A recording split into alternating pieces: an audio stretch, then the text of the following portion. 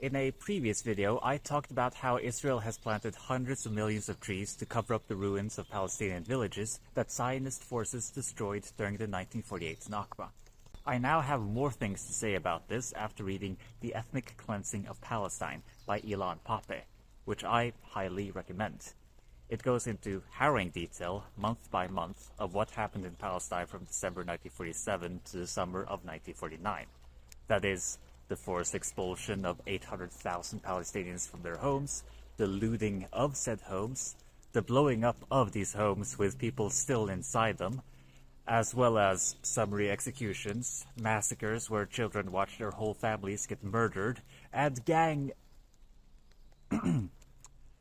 And, the topic of this video, the immense forests that Israel planted to hide evidence of all this. To give you an idea of the scale here, 90% of Israel's forests are from after 1948. Only 11% of the trees in these forests are indigenous to Palestine. Needless to say, this has radically changed the landscape. This was planned from the beginning. The Zionists had this tree planting idea already in June 1948. Today, Israel uses these trees to score environmentalist points, which might be the worst kind of greenwashing I've ever come across. Not only are Palestinians denied the right to return, but the forests make sure there's not much to return to.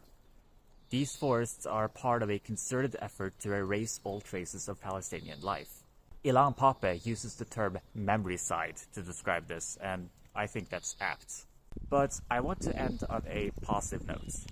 Some Palestinians have been fortunate enough to be able to visit the sites where their village once lied, and in the small woods where Al-Muyadil was, something remarkable happened.